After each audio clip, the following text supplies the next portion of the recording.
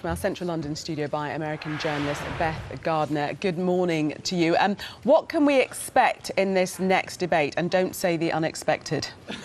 Well, Donald Trump is nothing if not unpredictable. And this debate, I'm sorry to say what you just told me not to say, but we have absolutely no idea what to expect tonight.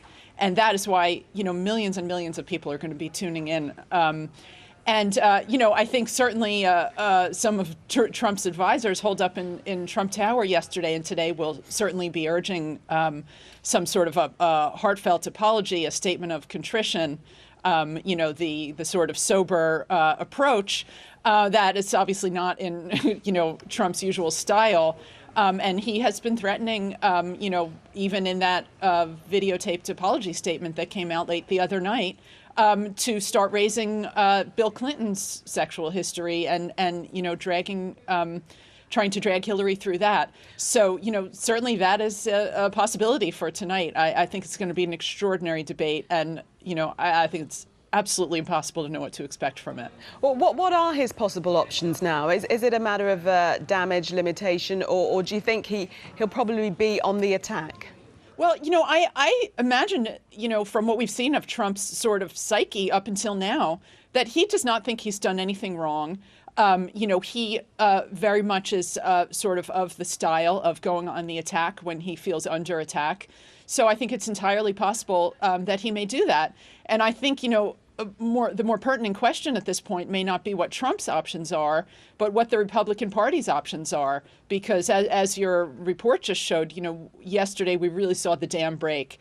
The party and many elected officials within the Republican Party that have sort of grimaced and kept quiet up until now, or sort of muttered, sort of reluctant support for him, really dropped him like a hot potato yesterday.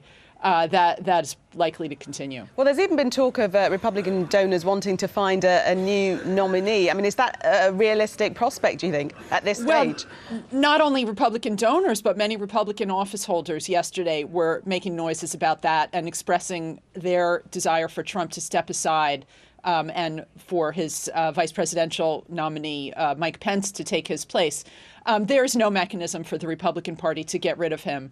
If he steps aside, there may be a mechanism for them to replace him. However, he is promising not to step aside. I don't think there's any reason to think that he would do that. And even if he did, it would be an extraordinarily messy process now, 30 days before an election. I mean, ballot papers have been printed. I have one sitting in my house waiting for me to go buy stamps and send it in. Many thousands of people have voted already under early voting. Well, so the idea of replacing him now is not a winning formula. Well, as you say, in his own words, there's zero chance of him quitting. He said he'll never withdraw, he'll not pull out. But is there a slight chance that he might not even turn up for the debate? Yeah, absolutely. I mean, sure, he's saying zero chance, but, he's been known to do 180 changes many times in the past. So I wouldn't necessarily take his word on that. It could even be a negotiating position of some sort to try to get something from the party, whatever that may be.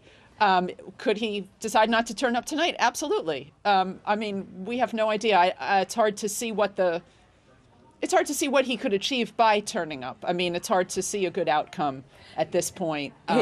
Certainly he's given Hillary Clinton plenty of ammunition, but some emails from her passed out today with her relationship with Wall Street. She seems to have done an about turn. That hasn't helped. Sure, there was a big WikiLeaks dump on Friday night, just at the same time that this video of Trump came out.